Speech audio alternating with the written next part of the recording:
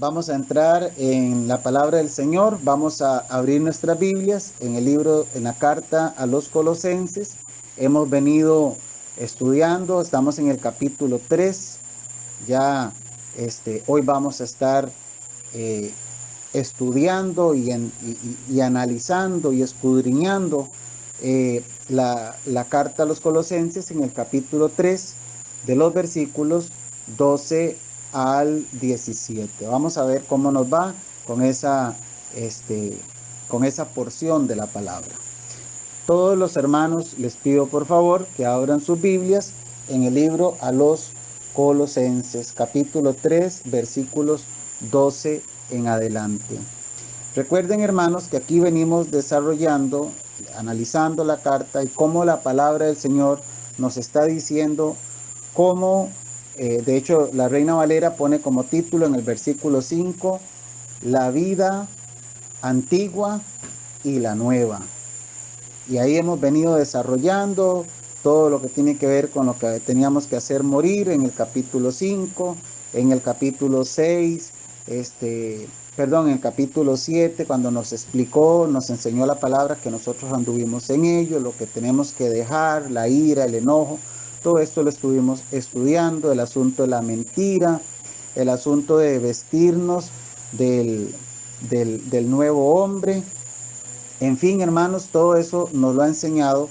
En el capítulo 11 recordó una vez más el pasaje que Cristo es el todo y en todos. En esa misma línea, vamos a ver, aquí estoy viendo que algunos hermanos se están uniendo.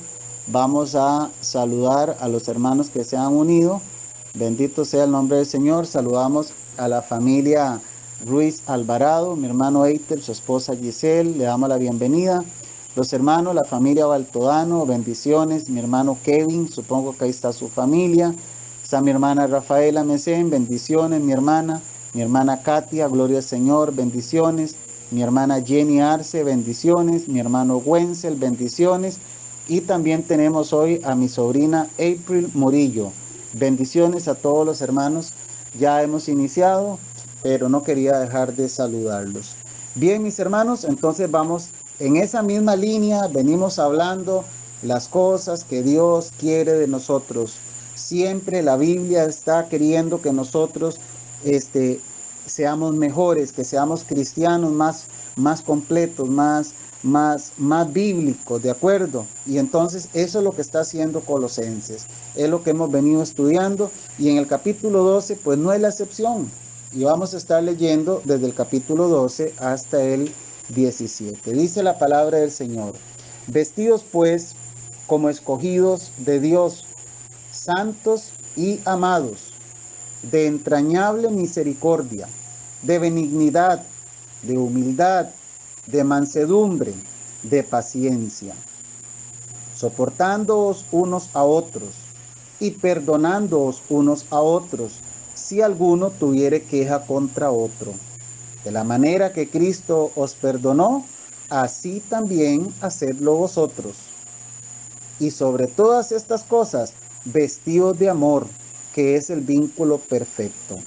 Y la paz de Dios gobierne en vuestros corazones, a la que asimismo fuisteis llamados en un solo cuerpo, y sed agradecidos.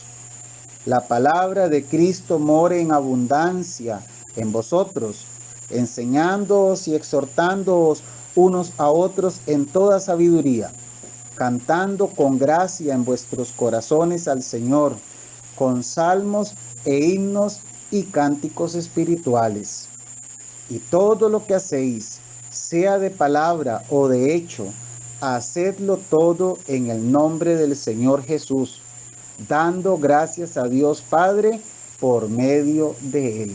Qué bonito, qué bonita porción de la palabra para regocijarnos, para recordar algunas cosas, hermanos, que mucho de esto, hoy que tuve la oportunidad de viajar por varias horas con mi hermano Graving, hermano de sangre y hermano en Cristo, tuvimos mucho tiempo viajando en carro para conversar bastante, y hablábamos de esto, cómo la palabra del Señor, desde el Génesis hasta el Apocalipsis, es un libro que lo que hace es invitarnos a ser mejores. La palabra del Señor, cuando nosotros la escudriñamos, nos damos cuenta que es un constante llamado, perdón, a ser mejores cristianos. Tiene de todo, por supuesto, la palabra del Señor, pero una de las cosas que vemos aquí es cómo Dios nos está diciendo: hijitos, yo quiero que ustedes sean así. Yo quiero que ustedes sean así. Lo que antes eran, no lo quiero más. Yo quiero que sean de esta manera. Y cuando nosotros vamos al versículo 12, vemos que una de las cosas que el apóstol Pablo nos ha insistido es en el asunto de la vestimenta. El asunto de la vestimenta, y por eso el apóstol comienza el pasaje diciendo: vestidos pues como escogidos de Dios. ¿Cómo se viste un escogido de Dios? Si pudiéramos llevarlo a lo natural, cada vez que nosotros nos vestimos, ¿qué ropa nos ponemos? Nadie se baña y se pone la ropa sucia, ¿verdad? Normalmente una persona, pues, que naturalmente se va a bañar y se va a poner una ropa limpia, ¿verdad? La vestimenta tiene que ver con eso, con esa forma en que Dios nos habla de que quitemos aquello y nos vistamos de algo que es nuevo. Y cuando el apóstol aquí en el versículo 12 da la orden: vestidos como escogidos de Dios. Y volvemos a lo mismo, y ustedes van a perdonar que yo insista con algunas cosas puntuales, pero por ejemplo, hermanos, cuando aquí dice vestidos como escogidos de Dios, esa orden es una orden que Dios da. Sí, es cierto, es una orden, pero es una orden que va acompañada de un interés, o más bien decir, de un beneficio para nosotros. O sea, cuando la palabra nos dice que nos vistamos como escogidos de Dios, en realidad lleva implícito en esa orden, lleva un beneficio para nosotros. En otras palabras, Dios está diciéndonos: vístanse como escogidos de Dios por su propio bien. A ustedes les conviene vestirse como escogidos de Dios. Es una orden que Dios le está dando al creyente a vestirse. Y que sepa que esa orden le va a traer a ese creyente un beneficio. Todo lo que Dios hace para nosotros, hermanos y hermanas, siempre es para nuestro beneficio. Siempre Dios quiere lo mejor, exactamente como hacemos la mayoría de los padres. ¿Qué padre, dice la Biblia, siendo malo, le da, no recuerdo cómo es que dice, una serpiente a un hijo? Ahora Dios. Entonces, cuando Dios nos dice que nos vistamos como escogidos, porque, y ojo con esto, hermanos, cuando habla, dice, vístanse como escogidos. Ahí nos está diciendo otra cosa. ¿Cómo nos está llamando? ¿Cómo nos está caracterizando? Como escogidos. Y esto pudiéramos hablar mucho de por qué Dios nos llama escogidos. Es un privilegio que Dios nos haya escogido. Cuando usted escoge algo, es porque usted está, valga la redundancia, seleccionando, escogiendo, porque hay un interés. En algún momento, cuando estudiamos esto de la escogencia, Dios te escogió a ti, me escogió a mí, porque Él tuvo un interés en escogernos. Pero Señor, ¿por qué me escogió? Yo no sé. Él sabrá por qué me escogió, Él sabrá por qué te escogió a ti. Y aquí nos dice: vístanse como escogidos de Dios. Como diciendo, ustedes, una vez un predicador puso un ejemplo de las hijas de Obama. Cuando este señor estuvo de presidente de Estados Unidos, que sus hijas andaban por ahí, ¿verdad? Estaban muy jóvenes, muy niñas prácticamente, y decía que estas niñas de Obama tenían que comportarse como las hijas del presidente. sea, vestir, caminar, o sea, hasta etiqueta les enseñan a esas niñas cómo comportarse, porque son las hijas de un presidente de uno de los países más poderosos del mundo. Entonces, más o menos, la idea de esto, de este pasaje, es que nosotros tenemos que vestirnos como escogidos de Dios. Pues no somos escogidos de Obama, somos más que eso, escogidos de Dios. Y nos dice santos. O sea, de esa forma, santos. Esa es una característica que ya hemos estudiado, que tenemos los hijos de Dios. La palabra de Dios nos llama santos. Pero no solo nos dice santos, sino que también nos dice amados. Entonces ya vemos cómo aquí se va ampliando la idea del apóstol Pablo. Nos vamos a vestir como escogidos de Dios, que ya vimos que ahí media un interés de Dios en escogernos. Usted no es una pifia de Dios, usted es un plan de Dios. Como cristiano que usted es, Dios tuvo su decisión, tuvo su interés con los criterios divinos, que nosotros no podemos entrar en esos criterios divinos, mucho menos intentar siquiera entenderlos, pero la palabra nos dice que Él nos escogió. Incluso Efesios nos dice que nos escogió desde antes de la fundación del mundo. O sea, es una realidad de que fuimos escogidos. Pero no solo se queda ahí, sino que nos dice escogidos de Dios, como diciendo escogidos que le pertenecen a Dios. Pero también nos dice santos. Y ya vemos que santos también hemos enseñado sobre por qué nosotros somos santos, o por qué la palabra de Dios nos llama santos, y hemos enseñado que santos indica consagrados para Él, apartados para Él. Como hemos enseñado, diferente de lo común. Entonces, pero también nos llama amados. Y esta palabra, amados, que también es una característica del cristiano, nos está hablando de un gran afecto que tiene Dios por nosotros. ¿De acuerdo? Y es importante entender que nosotros somos amados de Dios. Había un hermano en nuestra iglesia central que solo así le decía a los otros hermanos: amado, amado tal cosa, amada tal cosa. Porque la palabra así nos llama, amados. Mire, una persona puede ser despreciada en el mundo. Una persona puede ser humillada en el mundo. Una persona puede ser avergonzada en el mundo. De hecho, hay personas que se sienten así, que tienen esa concepción de sí mismos, de que no son personas bien recibidas en el mundo. Por problemas de carácter, por problemas X, hay diferentes razones por las cuales una persona se puede sentir, en lugar de amado, odiado, que vendría a ser el contrario, ¿verdad? Pero resulta que la palabra nos llama a nosotros amados. Y ese amor tiene que ver con ese fuerte afecto que Dios tiene por nosotros. Y por mucho que nos pueda despreciar el mundo, Dios nos llama amados. A veces dentro del mismo cuerpo de Cristo, hay personas que tienen problemas de autoestima y no se sienten amados, no se sienten aceptados por la sociedad.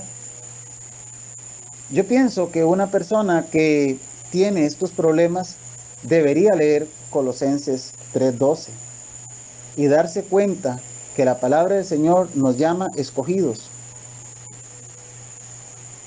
que la palabra de Dios nos llama santos, que la palabra de Dios nos llama amados. Y con estas características deberíamos recibir una vacuna o una inyección de autoestima y dejar de padecer de esos problemas de autoestima. Porque es que aquí no hay cabida para la baja autoestima, sabiendo yo estas características que la palabra me asigna a mí como hijo de Dios.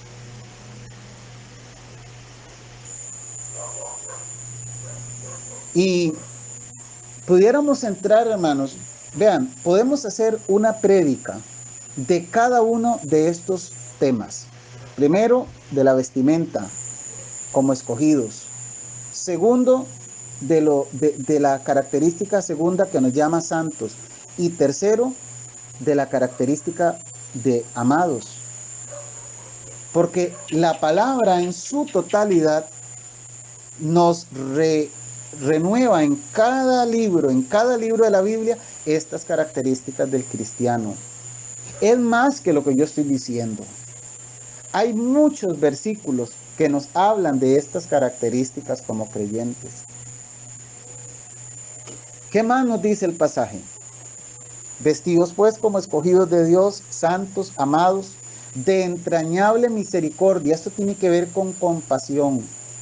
Es una característica que los cristianos no debemos perder, la compasión. Entrañable misericordia tiene que ver con compasión. La compasión por los demás, el dolor ajeno, no. A veces nosotros en nuestra humanidad, a veces nos desensibilizamos a veces y como que nos aislamos, nos hacemos como tipo islas y a veces comenzamos a perder esa sensibilidad por los demás. Esa entrañable misericordia tiene que ver con esa compasión por el dolor ajeno, por la necesidad ajena, etcétera, etcétera. ¿Qué más nos dice? De benignidad. Ahí benignidad tiene que ver con bondad. Es otra característica que nos debe marcar a nosotros, nos debe hacer vernos diferentes. Dice el refrán, el cristiano no solamente tiene que ser buen cristiano, tiene que parecer también buen cristiano. Tomándolo de un refrán que dice que la esposa del rey, o sea, la reina, no solamente tiene que ser reina, sino también parecerlo. El cristiano no solamente tiene que ser buen cristiano, tiene que parecer, o sea, tenemos que comportarnos como buenos cristianos, que podamos evidenciar por medio de nuestro fruto, como en este caso la bondad, la benignidad. La bondad tiene que ver con todo lo que es bueno, con todo lo que es correcto, con todo lo que es bondadoso. ¿Qué otra cosa nos caracteriza o nos debe caracterizar? La humildad. La humildad que lamentablemente a veces también nos cuesta, porque siempre está la parte humana, carnal nuestra, ¿verdad? Que se nos quiere, a veces nos quiere dominar. Ese orgullito que tenemos como seres humanos que somos. Y a veces nuestras actitudes nos ponen en mal, ¿verdad? Nos dejamos llevar por la parte humana nuestra, por la parte carnal nuestra. Pero realmente la humildad es una característica que nos debe marcar a los cristianos. Es la misma idea de Efesios 4:2, cuando el apóstol Pablo dice así en el 4:1 y 2, quiero leerlo. Yo pues, preso en el Señor, os ruego que andéis, oiga lo que le dice a los cristianos de Éfeso, que andéis como es digno de la vocación con que fuisteis llamados. Oiga cómo tienen que andar, con toda humildad. Con toda humildad. La humildad tiene que ver con la sencillez, con la modestia, con la disposición incluso para servir. La humildad trasciende lo que nosotros entendemos por ser humilde, tal vez no nosotros, pero algunas personas entienden por ser humilde andar unos zapatitos rotos y andar en una bicicletita, ¿verdad? Y no, ya el que anda en carro ya no es humilde. No, en realidad eso no es ser humilde. En realidad ser humilde va más allá, tiene que ver con una sencillez interna, que usted cuando usted habla, usted deja ver esa humildad, usted deja ver esa modestia, no el orgullo, no la fanfarronería. De esa humildad está hablando ahí. Hay muchos pasajes que hablan de la humildad. Por ejemplo, vamos a ver este pasaje de Hechos 20:19. Dice el apóstol aquí, bueno, suponemos que es el apóstol Pablo, ¿verdad? No está bien confirmado.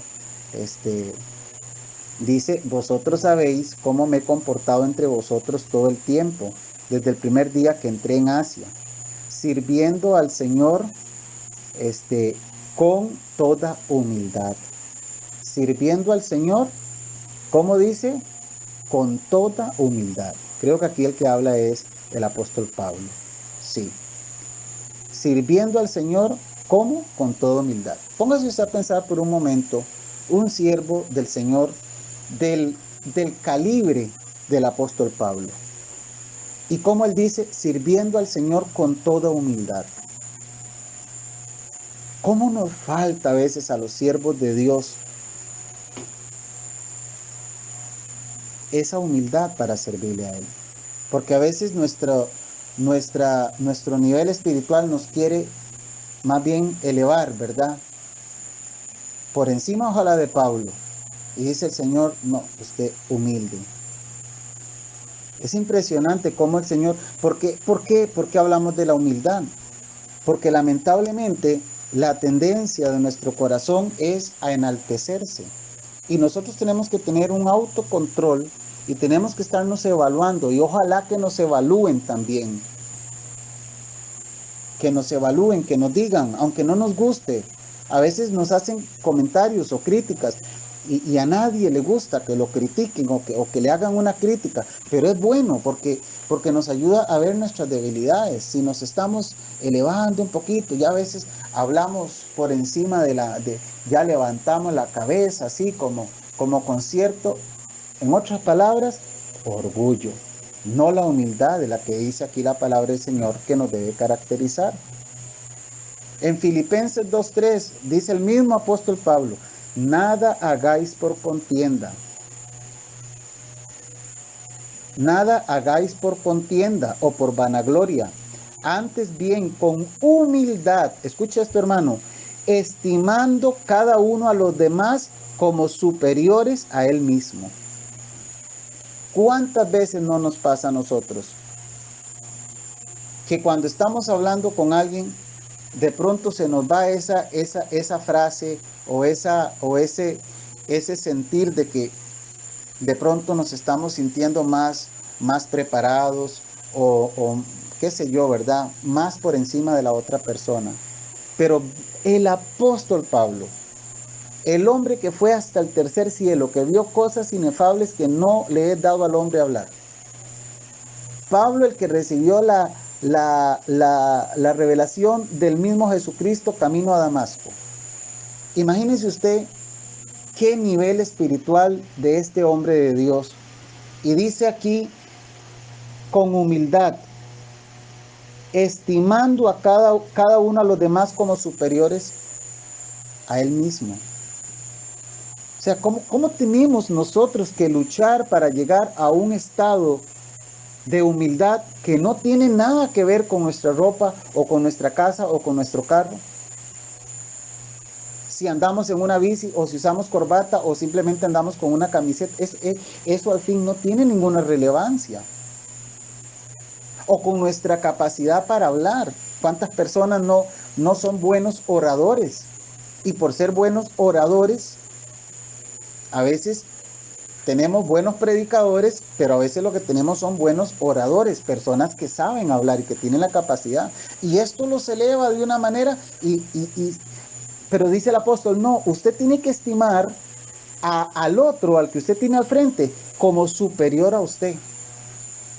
Sí, es increíble. En lugar de sentirme yo mejor que usted, es lo contrario. Yo tengo que pensar, yo tengo que llegar a un punto donde yo tengo que considerarlo a usted superior a mí.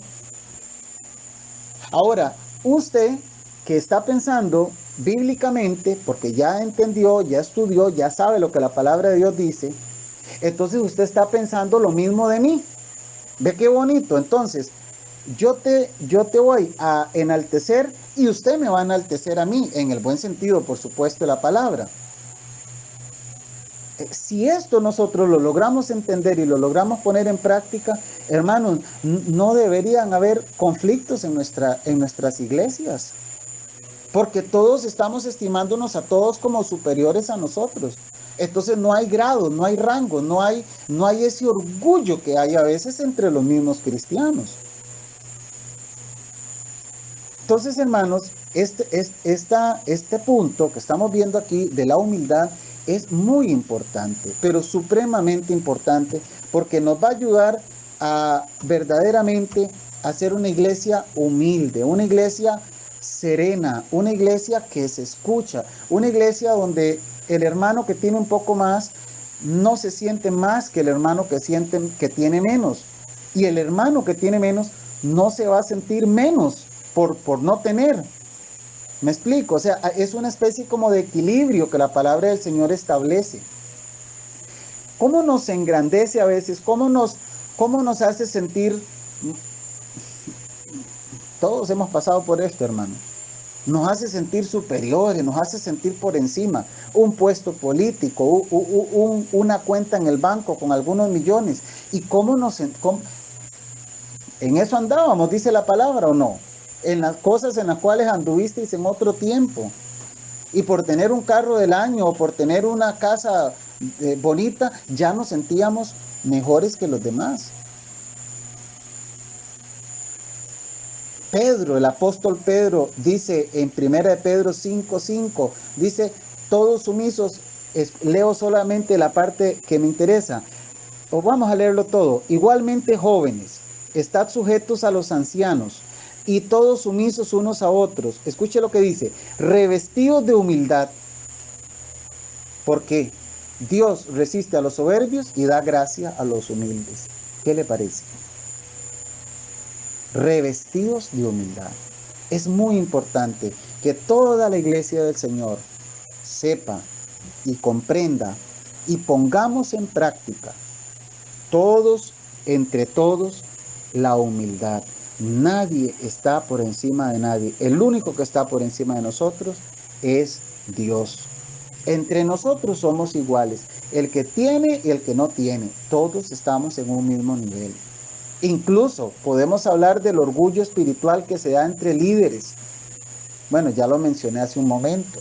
Cuando un pastor ya comienza a sentirse que es el dueño y es el amo y señor y es el intocable y de feria se traen algunos pasajes y los malinterpretan, entonces ese hombre es como un dios. A algunos hasta les abren así como un espacio para que pasen y casi que les hacen reverencias, cosas de esas. Le llevan la Biblia, le cargan el saco, le echan viento, le secan el sudor. Me dice, ¿qué es eso? Cuando en la palabra, más bien el apóstol Pablo, y ahora vemos a Pedro hablando de revestirse de humildad. ¿Qué más nos dice el capítulo Colosenses 3:12? De entrañable misericordia, de benignidad, de humildad. Ahora va a hablar de la mansedumbre. ¿Qué tiene que ver la mansedumbre aquí? ¿O qué quiere decir la mansedumbre aquí? Son palabritas que nosotros a veces la leemos, pero simplemente la leemos y la repetimos. Pero en realidad no sabemos qué nos está diciendo Dios, no lo escudriñamos. Y ese es el trabajo de estas enseñanzas, aclarar eso. La mansedumbre ahí tiene que ver con la consideración para con los demás. Una consideración que yo tengo para con las otras personas que incluso va más allá de mis propios intereses. O sea, me interesa más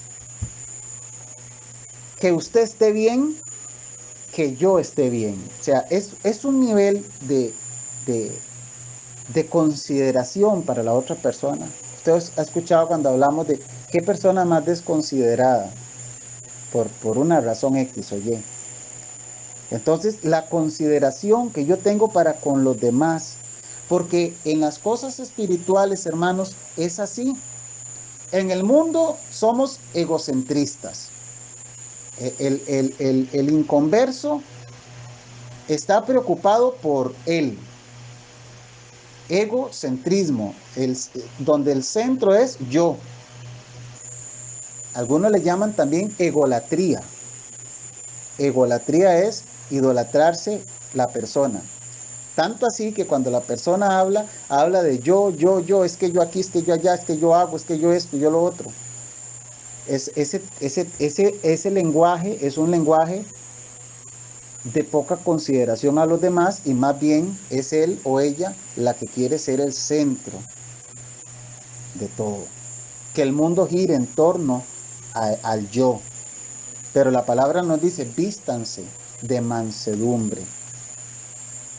Es una mansedumbre, es una consideración que se va a basar en el amor y no necesariamente en la debilidad. Me explico qué quiero decir con esto. La mansedumbre no quiere decir que usted es débil, que usted es inútil, que usted es una persona que no tiene carácter. A veces se puede malinterpretar, pero no es así. La mansedumbre es la consideración para los demás, pero que sale como producto del amor que yo tengo para los demás. No se basa en la debilidad, en la persona que es pusilánime. No. Está basado en el amor, no tiene nada que ver con ser débil. A veces nos malinterpretan. Y cuando vemos una persona que tiene esta característica de mansedumbre, decimos, mira, es que esa persona sí es débil, es una suave, decimos en términos ya un poco más coloquiales. Pero no, esta mansedumbre está basada en la amabilidad, está basada en la humildad. ¿Qué más nos dice el pasaje? Mire, hermanos, que no hemos pasado del versículo 12.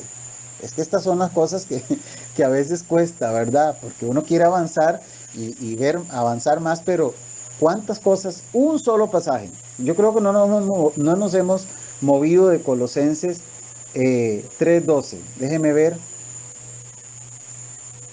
Correcto, imagínense. ¿Qué más nos dice?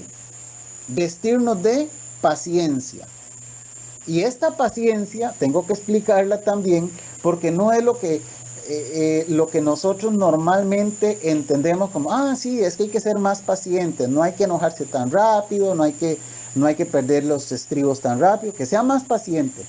Tiene algo que ver con eso. Pero esta paciencia es la famosa longanimidad. Los hermanos que han estado en los estudios más viejitos recordarán que cuando hablamos de longanimidad tiene que ver con largura de ánimo. Largura de ánimo. O sea, que tengamos un ánimo tan largo, tan constante para todo lo que se nos presente, para si tenemos que esperar, si tenemos que tener, ahí donde vale la paciencia, ¿verdad? Porque Reina Valera lo traduce paciencia, para esperar con paciencia. Ese ánimo largo que nos da la capacidad de perdonar las veces que sean necesarias. Ese ánimo largo que nos da la capacidad para olvidar cuando es necesario. Esta longanimidad tiene que ver con el ánimo, la capacidad, la fortaleza de mantenernos resistentes incluso a las provocaciones. ¿Cuántas veces no nos exponemos a esto, verdad, mi hermano? A la provocación de una cosa, de la otra. Y el cristiano que tiene esta característica, por supuesto todos la tenemos, lo que pasa es que tenemos que desarrollar estas cosas. Para eso es que estamos estudiándolas. Este cristiano es un cristiano que tiene la paciencia para sobrellevar esas circunstancias. Tiene la capacidad de aguantar, como dicen, el camino largo y todo lo que venga en ese camino. Eso es ahí paciencia. A veces los cristianos vamos, a veces no, es un hecho que así va a ser. En nuestro camino de vida cristiano, donde nosotros vamos caminando, los 20, los 30, los 50 años que Dios nos dé de vida, o más, eso solo Él lo sabe, Vamos a experimentar diferentes situaciones. Vamos a experimentar decepciones. Vamos a experimentar, ¿cómo se llama? Traiciones. Vamos a experimentar, ¿cómo se llama? Que hablen mal de nosotros. Vamos a experimentar que nos vaya mal en algún negocio, con algún otro cristiano o dentro de la misma iglesia. Vamos a experimentar diferentes situaciones. Algunas nos van a doler. No todo es color de rosa. Nos fallamos, incluso entre los mismos cristianos. Yo mismo le puedo fallar a alguno de ustedes y usted dice, me falló el pastor. No esperaba esto de él. Pero usted debe tener la longanimidad, la capacidad, el ánimo largo para, a pesar de que yo te fallé, seguir adelante. Por eso se define la palabra como el ánimo resistente a la provocación. Es eso que usted aguanta, permanece, camina. Por eso tiene que ver con paciencia. Paciencia en el camino largo. No tiramos la toalla. No decimos, bueno, ya, y sí, como fulano de tal me falló, entonces yo no vuelvo más a la iglesia. ¿Qué va? Ahí hay un montón de hipócritas. No, el cristiano que desarrolla esta paciencia es un cristiano que sabe sostenerse. Todo esto, hermanos, mire cuántos llevamos ya, 35 minutos en un pasaje. Todas las características, cómo Dios nos dice que nos vistamos. ¿Qué más nos dice? Vamos ahora al verso 13. Soportándoos unos a otros y perdonándoos unos a otros si alguno tuviere queja contra otro. De la manera que Cristo os perdonó, así también hacedlo vosotros. Vea qué consejo más impresionante nos da el apóstol Pablo. Este soportarse es una capacidad que tenemos que tener nosotros constantemente, soportándoos unos a otros. Tanto así que si usted va al texto griego, se va a dar cuenta que es un presente. ¿Qué quiere decir esto? Que la acción es constante. Soportarnos no es una cosa que hacemos hoy y mañana decimos, yo no le soporto más tal cosa, tal hermano. Sino pone un presente y lo pone en presente porque es algo que tenemos que desarrollar y ejecutar día con día, soportarnos. Ese soportarse tiene que ver con aguantar, con ser paciente con esa persona, soportar a esa persona, sobrellevar la situación con esa persona, tolerar a esa persona. Y eso es lo que nos está diciendo, porque la palabra del Señor, en realidad, hermanos, Dios en el conjunto de la palabra tiene claro, Dios tenía perfectamente claro cuando inspira a los hombres de Dios a escribir, de que nosotros estamos llenos de errores, de que nuestra naturaleza humana, carnal, caída, nos va a estar jugando malas pasadas. Por eso tenemos que estar alimentando constantemente nuestra vida espiritual para constantemente, hermanos, esto es un ejercicio. Yo miro a las personas que hacen ejercicio para mantener su cuerpo bonito. Y estas personas se ejercitan todos los santos días. Los más insistentes con esto hasta hacen 2 sesiones de ejercicios diarios. Pues en la vida cristiana es igual. Tenemos que estar constantemente ejercitándonos. Y aquí nos está recordando una vez más el Señor, a través de su palabra, que tenemos que ser pacientes unos con otros. Soportarnos unos con otros. No podemos decir, ya yo no aguanto más a fulano, no lo quiero ni ver, no lo aguanto y que no me hable más. Hay que soportar. Y nuestro corazón tiene que estar en paz. Yo entiendo, y siempre hemos hablado de esto, de que a veces hay ciertos cristianos que uno tiene que como mantenerlos ahí con cierta distancia, porque usted entiende, pero él no.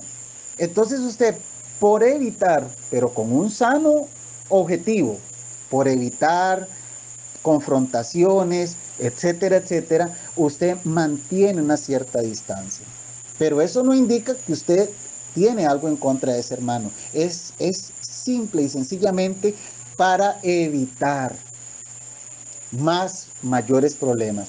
Porque dentro del grupo de cristianos sabemos que hay hermanos que son realmente difíciles de llevar.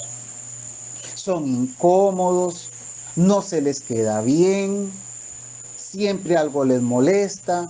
Si uno hace una cosa, ellos quieren la otra. Si uno hace la otra, ellos quieren esta. O sea, de todo tenemos dentro del cuerpo de Cristo, porque no todos los cristianos han alcanzado una madurez. Hacia eso vamos. Ellos también están en la lucha. Yo también estoy en la lucha. Nadie pues dice, mire, yo soy el cristiano perfecto. Le caigo bien a todos y con todos me llevo bien. No, todos estamos en una lucha constante. Entonces, lo que el apóstol aquí nos está diciendo, soportándoos unos a otros. Con esas diferencias que ustedes tienen entre ustedes, soportense. Porque todos somos diferentes. No podemos esperar igualdad de todos. Ahora hablaba con mi hermano de eso justamente. Yo le decía, yo tengo que aprender a aceptar las diferencias de los demás, a seguir mejorando, no porque no lo sepa, sino porque es algo que yo tengo que trabajar constantemente. Porque no todos tenemos las mismas características. No todos tenemos las mismas... tampoco yo puedo esperar que todos sean iguales a mí, o que usted piense que todos van a ser a como usted quiere que sean, o que piensen a como usted piensa. Tenemos diferencias, tenemos que aprender a soportarnos. Pero no solo eso, también nos dice perdonándoos. ¿Y qué creen, hermanos? Ese perdón también tiene que ser constante. Si usted va al texto griego, va a encontrarse que es un presente. Es otra acción que se tiene que estar dando constantemente, perdonándoos unos a otros. Si alguno tuviere queja contra otro. Si alguno le reprocha algo a otro, ¿qué dice la palabra? Perdónense. Perdónense constantemente. Y pone un ejemplo. En el mismo versículo 13 nos va a enseñar la palabra. Porque algunas veces decimos, no, es que yo no puedo perdonar a fulano. Lo que fulano de tal me hizo a mí, never, yo no lo perdono. Yo he escuchado a cristianos. Yo espero que los hermanos que están escuchando este audio, ustedes que están aquí en la enseñanza en vivo, no piensen así. Pero si por alguna razón usted ha pensado, no, yo no puedo perdonar a fulana. Yo no puedo perdonar a fulano. Soy cristiano, voy a la iglesia, me siento bien, yo canto, lloro, pero yo a fulana no la voy a perdonar. Lo que ella me hizo, yo no la perdono. Independientemente de cuál sea el daño. Aquí podemos hablar desde lo más sencillo hasta lo más grave.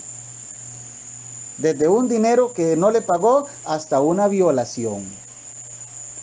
Hermanos, el asunto del perdón es sencillamente que la palabra de Dios nos dice, perdónense unos a otros. Evidentemente aquí está hablando el perdón, le está hablando a cristianos, el perdón de unos a otros, pero también cobija, también alcanza al daño que nos puede hacer cualquier otra persona, sea o no sea cristiano.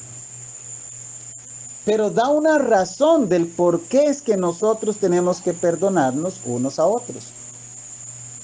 Y la razón es que Cristo nos perdonó. Entonces, está como diciendo, miren, señores, Dios nos dice, hijitos míos, ustedes deben perdonarse unos a otros. Y este perdón les va a traer un beneficio, porque hasta eso, el tiempo verbal está en voz media. Eso indica que hay un beneficio en el que perdona. Lo está haciendo para su propio beneficio.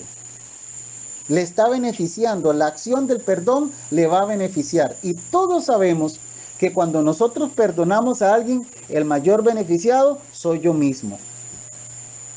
Porque hasta que hasta que uno como que bota esa carga porque estaba enojado con aquella persona, la tiene sumamente enojada la acción y entonces tiene cualquier cantidad de sentimientos en contra de esa persona, habla, vocifera, se enoja contra esa persona, pero cuando venimos y perdonamos, liberamos toda esa carga que llevamos. Entonces, el beneficio de la acción está sobre mí como persona ofendida que estoy perdonando al otro. Pero ¿qué pasa si el otro no me perdona? Eso a usted no le debe preocupar. A usted lo que le debe preocupar es su corazón, que usted pueda perdonar a esa persona, independientemente, como dije, del daño, porque la palabra no nos da concesiones.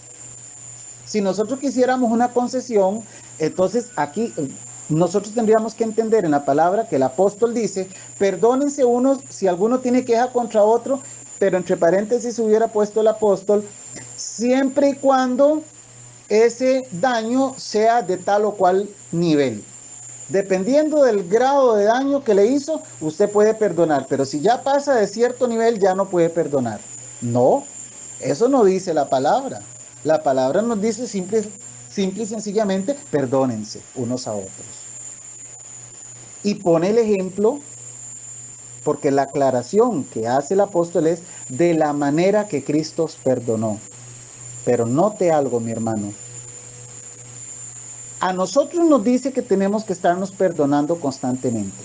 ¿Sí o no? Eso es lo que hemos enseñado. Pero cuando habla del perdón de Cristo, ya no usa un verbo en presente. ¿Saben qué verbo usa? Un verbo en aoristo. ¿Y qué quiere decir ese verbo en aoristo ahí? Que la acción es definitiva. Cristo nos perdonó de una manera 100% definitiva. No hay vuelta de hoja. La acción fue totalmente lograda y consumada. Cristo nos perdonó, punto. Y eso no se va a cambiar. Ese perdón fue un perdón definitivo.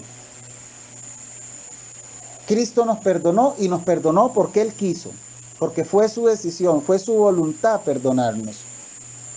Entonces nos dice, de la manera que Cristo les perdonó, así también hacedlo vosotros. Entonces no hay excusa, no hay quite. La palabra simple y sencillamente nos dice, estésen perdonando continuamente. Yo le hice algo a usted, mi hermana, mi hermano. ¿Usted sintió algún tipo de ofensa de mi parte? ¿Qué dice la palabra? Perdonen. Yo sentí que usted me ofendió con algo, yo te perdono. Mañana me hizo otra cosa, yo te perdonaré nuevamente. Y así el perdón es algo que debe estar fluyendo. Es una característica, es una cosa que debe estar constantemente en el corazón del creyente. Soportarse y perdonarse. Yo lamentablemente he escuchado cristianos decir, yo no soporto a fulana. Dentro de la iglesia, no estoy hablando de inconvertido, estoy hablando de cristiano. Yo no soporto a fulana. Qué mal que me cae fulano. Yo no entiendo, hermanos. Evidentemente, una de dos, o no se les ha enseñado, o todavía no han puesto en práctica lo que la palabra del Señor nos dice. Porque aquí no hay quite. Que nos perdonó fue Dios a través de Jesucristo, por supuesto. Cristo nos perdonó y así de esa misma manera nosotros estamos llamados a perdonar. Cuando las personas perdonan, son libres. Cuando usted perdone ese daño que te hicieron, usted va a ser completamente libre. Usted es libre en Cristo Jesús porque usted creyó en Cristo. Pero si usted no ha perdonado y usted sostiene ¿cómo se llama? Un rencor por algún daño que te hicieron, usted está atada. Usted tiene una cadena ahí espiritual que usted tiene que romper. Usted tiene que dejar que eso se vaya. Porque eso lo único que está haciendo es espiritualmente atándote, amarrándote. Y por eso es que a veces los cristianos no avanzamos, no crecemos, no nos desarrollamos, porque tenemos esa cadena ahí amarrada al corazón que no nos deja soltar ese daño que nos hicieron y, como dicen por ahí, pasar la página. ¿Es fácil? No, no es fácil, pero es una actitud que Dios nos manda a tener. Y hermanos, siempre digo esto, perdonar es una decisión. Siempre lo digo.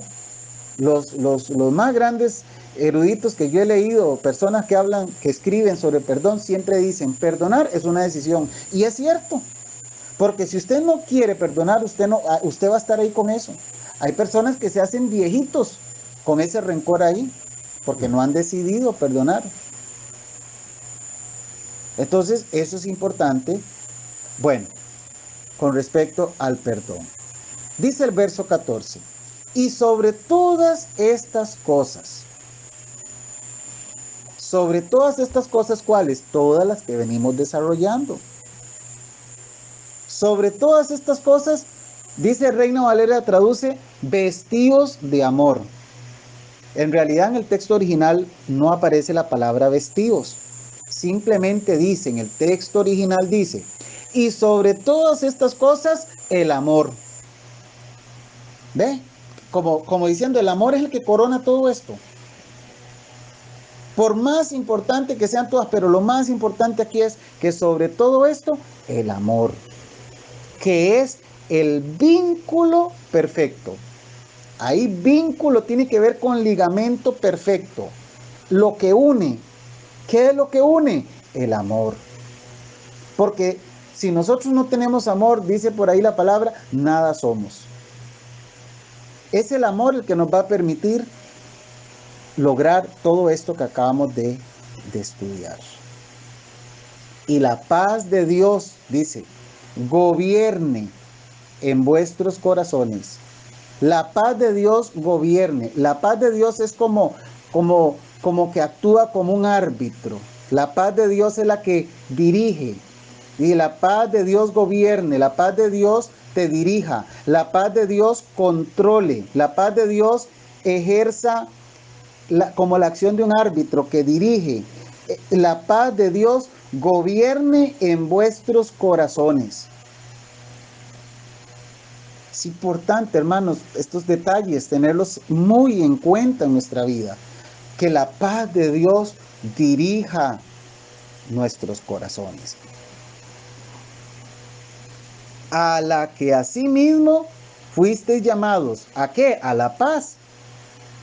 ¿Fuimos llamados a paz o no fuimos llamados a paz? Por supuesto que sí.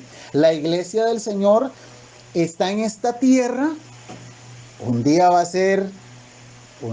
a venir Cristo y nos va a arrebatar. Un día va a venir Cristo y vamos a estar con Él eternamente cuando Cristo venga en su segunda venida. Pero hoy por hoy, la iglesia es la que marca la diferencia aquí en la tierra. La iglesia está llamada a ser luz. Es como un foco enorme en este planeta Tierra.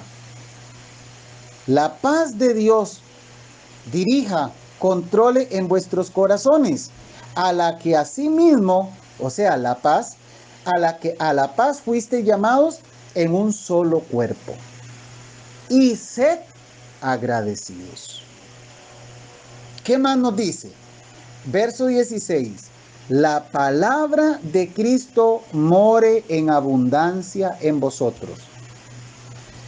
¿Usted me está siguiendo, hermano, hermana, que me está escuchando a través de esta enseñanza? ¿Qué es lo que tiene que morar en abundancia en vosotros? La palabra de Cristo.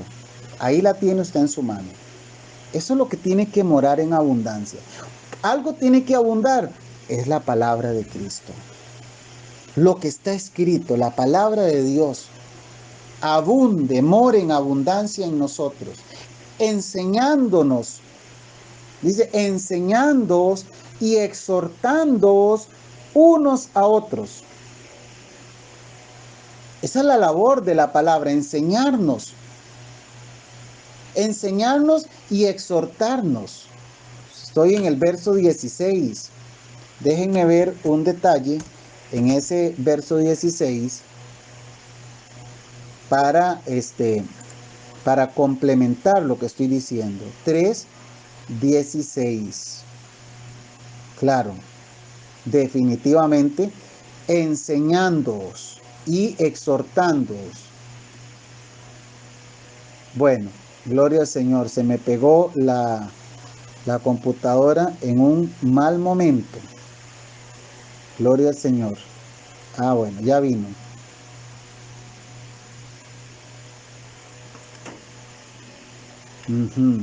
No vino. Quiero confirmar, pero sí, son dos acciones que están precisamente en presente. ¿Qué es lo que estoy tratando de decir con esto? Cuando dice enseñando, la palabra nos está enseñando constantemente. Y cuando dice exhortándoos, la acción está constantemente. O sea, constantemente la palabra nos está enseñando y constantemente nos está exhortando. ¿Ve? Entonces es importante. Siempre la Biblia va a estar ahí como un manantial de vida, como un río, pero que nunca se va a secar, como una fuente, como una naciente de agua que brota y brota, agua limpia, rica, cristalina. Así es la palabra. More en abundancia en vosotros, en usted y en mí. Que more la palabra de Cristo, que esté abundando la palabra de Cristo.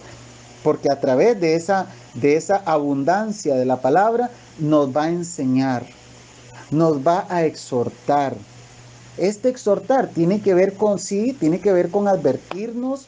No nos gusta a veces, pero la palabra lo hace, nos advierte, nos regaña, nos llama la atención gentilmente, porque Dios lo que hace lo hace con amor, nos regaña gentilmente.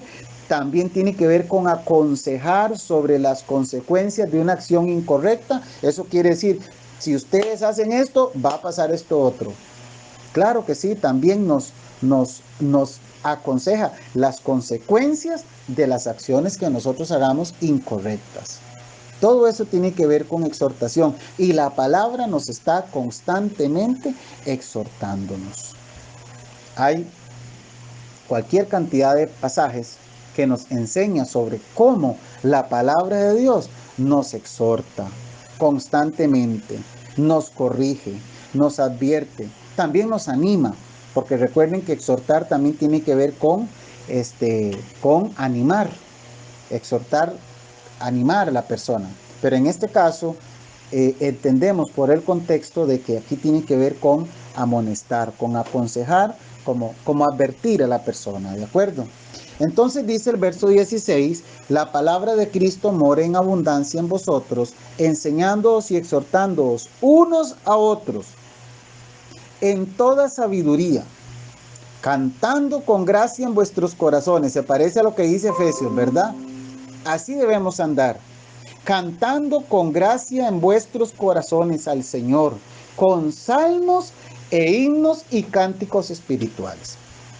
Donde nosotros vamos cantando, vamos alabando al Señor, siempre estamos hablando de su palabra, nuestra boca tiene que estar llena de la palabra de Dios, morando en abundancia en nuestros corazones. Y cuando nosotros abrimos nuestra boca, que sea para hablar de Él, para hablar del Señor, para bendecir a otros, para aconsejar a otros, para predicar el Evangelio a los que no conozcan a Cristo.